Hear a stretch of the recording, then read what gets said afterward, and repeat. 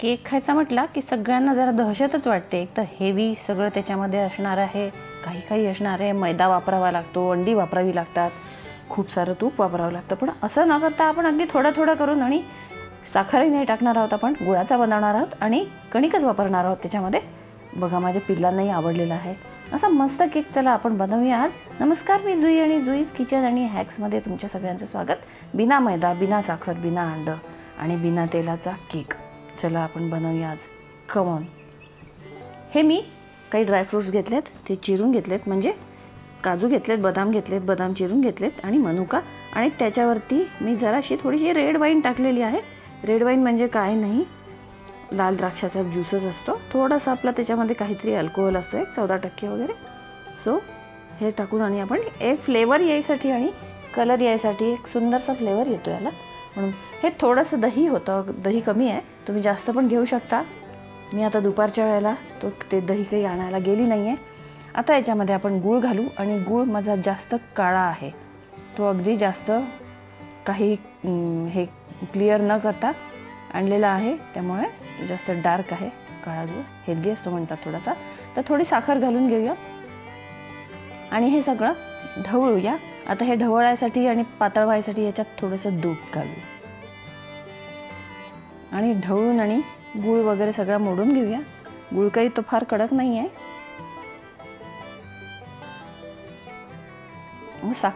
साखर न घालता आपण त्याच्यामध्ये गूळ घातलेला आहे.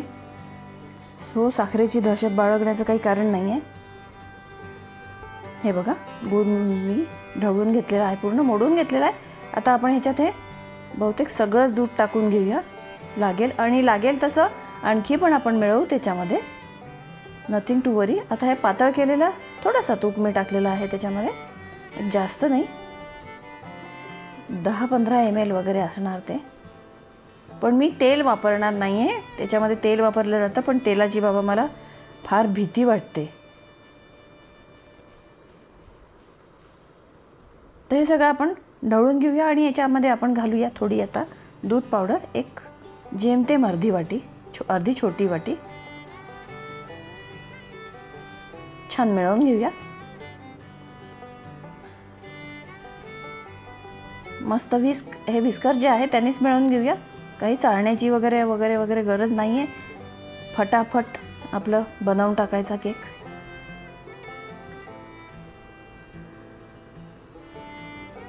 आता याच्यामध्ये आपण व्हॅनिला इसेन्स घालूया, काही थेंब. दालचिनीची पावडर पण टाकली जाते, तुम्हाला हवं असेल तर दालचिनीची पावडर टाका, किंवा कोको पावडर पण टाकली जाते. पण कोको पावडर म्हणजे जास्तच डार्क होऊन जाईल जरा केक. सो आता आपण रवा घालूया याच्यामध्ये. रवा अर्धी वाटीच घेतला मी.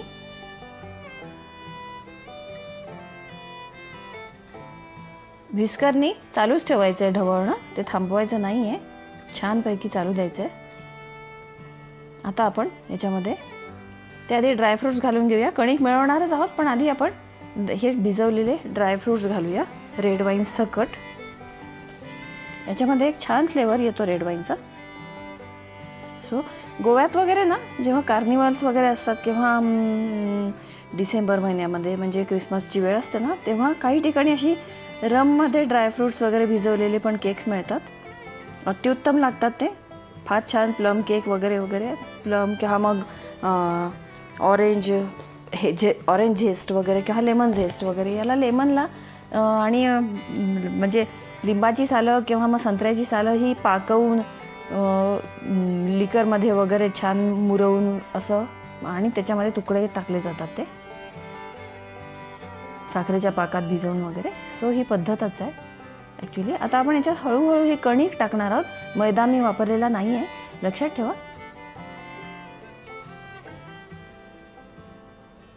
आपल्याला फक्त काय करायचं आहे की केक फुलण्याशी मतलब, बाकी मैद्याने काही खास त्याला असं काही फारसं असं होतं असं नाही आहे.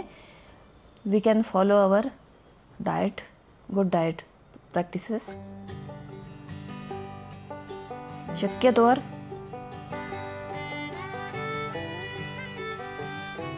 आपलं जेवण बनवताना किंवा आपण काय खातो आहे किंवा काय आपण खायचं आहे किंवा चटकमटक जरी खायचं आहे तरी त्याच्यात अटमोस्ट लेव्हलवरती थोडंसं हेल्थ मेंटेन करायचा प्रयत्न करावा असं मला वाटतं. आणि सो मी त्याप्रमाणे तुम्हाला गाईड पण करत असतेच. मैदा जिथे अगदीच आता थोडासा खायचा सोडा आणि थोडीशी बेकिंग पावडर टाकून घेऊया. थोडासा खायचा सोडा आणि थोडीशी बेकिंग पावडर.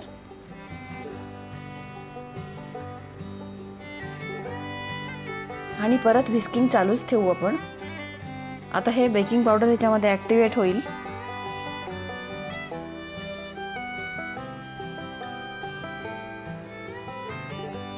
तर माझ्याकडे ना टीन नाही आहे केक करायला वगैरे.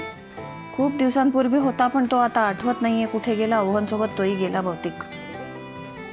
सो मी एका डब्याचं झाकण घेतलं आहे आणि कढई प्रीहीट करायला ठेवून दिलेली आहे. आता आपण हे थोडंसं ठेवूया.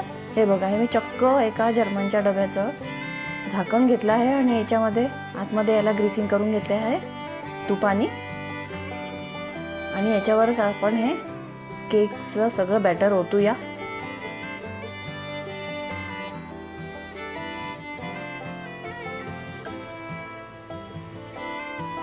चमच्याने मी ओतून घेते सगळं.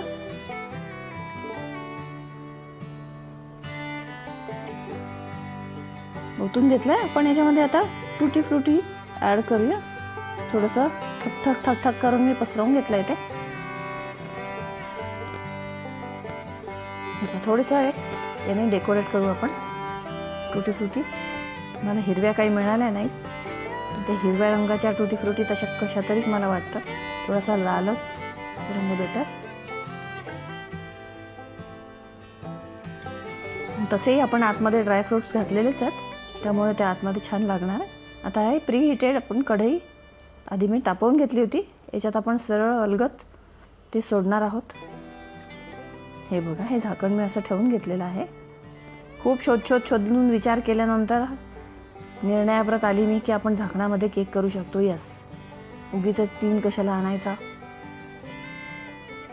आता बघा चांगल्यापैकी फुगलेला आहे. झाकणाच्या हाईटच्या वर आलेला आहे. मी हा मध्ये झालाय का बघितलं होतं मगाशी. छानपैकी फुगलाय. परत एकदा आपण याला थोडंसं पहा, थोडासा फ्लफी झालेला आहे त्या साईडनी. सो थोडासा आपण याला याच्यामध्ये आता थंड होऊ दिलेला आहे मी. आणि हे बघा मस्त झाला आहे, फुलला आहे वगैरे छान अगदी. खूप काही इमल्सिफायर्स हे ते घालण्याची काही गरज नाही आहे. हेल्दी खायचं आणि फिट राहायचं हे तंत्र अवलंबायचं आहे. आणि मी हे तंत्र अवलंबते, तुम्ही पण फॉलो करा. सो भेटूया पुढच्या रेसिपीजमध्ये नव्या. हेल्दी खा आणि फिट राहा. नमस्कार, पुन्हा भेटूया. ही माझी पिल्लं मला परत एकदा मागायला आली आहेत. घमघमाट सुटला होता कारण किचनमध्ये. सो त्यांना तो द्यावंच लागेल. न दिल्याशिवाय माझ्या घशाखाली हा घास उतरणार नाही आहे. मी टेस्ट करण्याआधी ते टेस्ट करतील. आणि आमचे असे नवाबी शौक आहे काही.